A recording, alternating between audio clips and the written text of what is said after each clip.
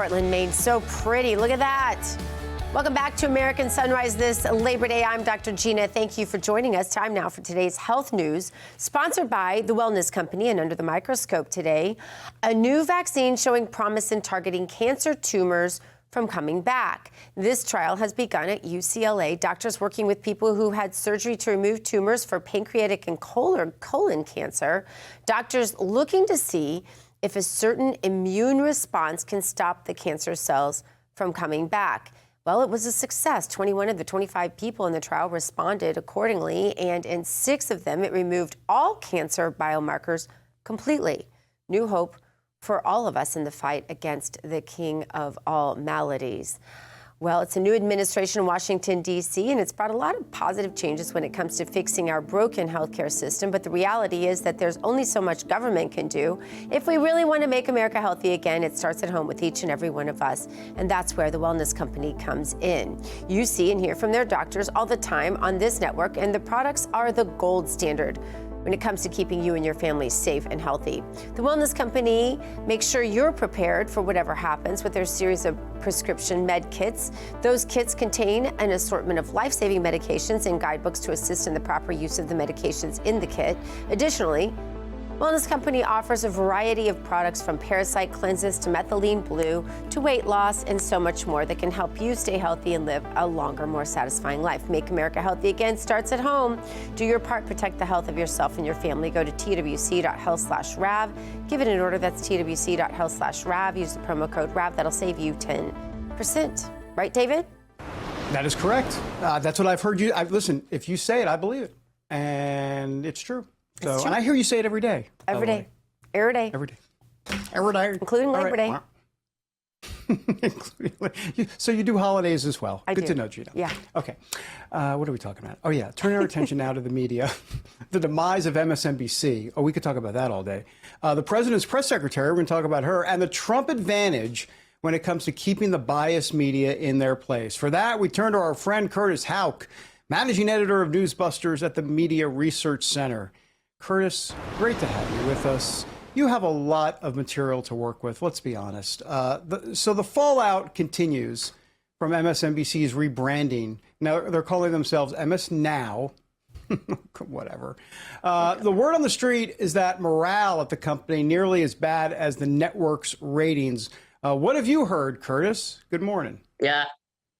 Good morning, gang. I mean, that totally squares with everything I've seen. I mean, and you just see it on the faces of these individuals. I mean, first of all, can you blame them too? When this entire split from Comcast started, reporting from the Wall Street Journal and others insisted that they were going to be able to keep their name. They'd maybe just drop the peacock logo and they would move on. But NBC Universal and Comcast said, well, actually, oh man, we don't want any confusion. We don't want to even have people think we're still related. So now you got to change. And this is what they came up with, which I think is ludicrous. The MS part of Microsoft has been gone for decades. But yes, it's my source, but MS is still around. And also, I think, gang, this goes to show that the useless power of consultants. I'm sure they focus grouped this, and some consultant pulled up Microsoft Paint and came up with this.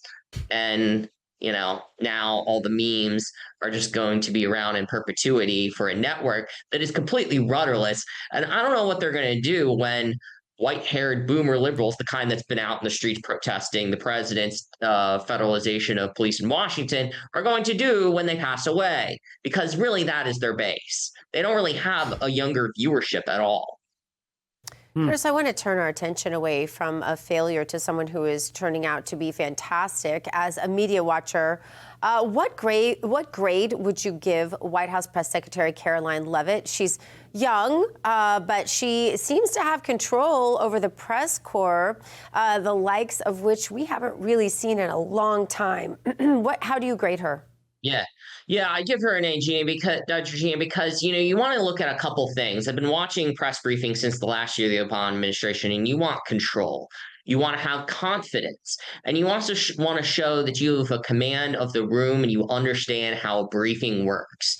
So when there is a briefing, she's welcomed in new voices, including Real America's Voice. and other conservative outlets that are never going to get called on under a Democratic president, and calling on liberal outlets. She's even had the bulwark in the new media seat because she understands that, this president is a president for all Americans. And it's access to the president as well, because the press office writ large is largely part of that too, getting the president in front of the cameras, because it's nice to hear from her, but it's even better to hear from the president. And the last thing I'll just say is brisk.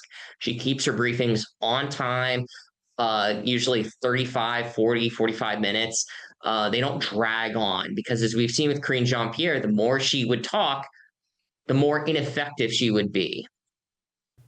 Yeah, and she's comfortable in her own skin, and I think that's really, really important.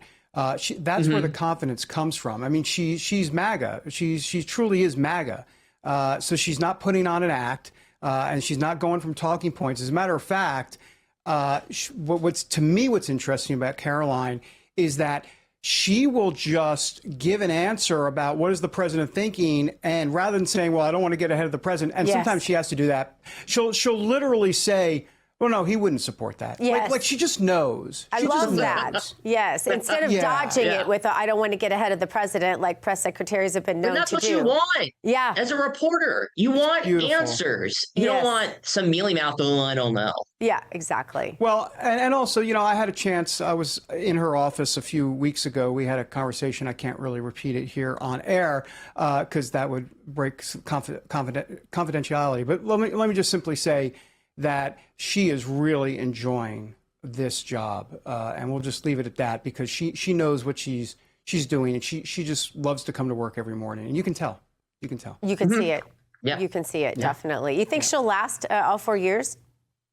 I don't know. I mean, the way she's going, with you, David, you're just saying that, she really enjoys this job. Most press secretaries can last 2 years, but I wouldn't be surprised if she lasts all 4 years or 3 years or 2 years. I could see her staying as long as she wants to. She's not going to be forced out at all, because it's not like there's turmoil in that office at all. Yeah. And she's posting also on Instagram, and I don't say this in a mean way or a bad way, but like a 28-year-old female would post on Instagram. I mean, she's just kind of herself. You know what? So what? I'm White House press secretary, but I'm also, on Instagram, and hey, check me out. Look at this. Check out my friends. I'm going to brunch. Family. Yeah. It's just so real. Exactly. I love it. I absolutely love it. I just want to say I remember a time when Real America's Voice were the ones pretty much exclusively that had her on regularly. So that's right. There is that. You knew her when. Well, you knew her. We knew her, but we saw it. We saw the honesty. We saw the true MAGA spirit. We saw some of that, and we were the only ones for a long, long time that had her on regularly. Curtis Houck, we always appreciate you. We have you on regularly too. What do you make of that? I don't know. We knew you win. Thanks, gang. Thanks for being with us. Coming up, we turn our attention to La La Land. In moments, find out how stars including Woody Harrelson and Matthew McConaughey are plotting to destroy preachy woke Hollywood and make macho films again, or at least films that are just realistic in American culture. In moments, we're going to find out how they're going to do it. Also later, you can have a faith-focused Labor Day. We'll tell you how. We'll be right back.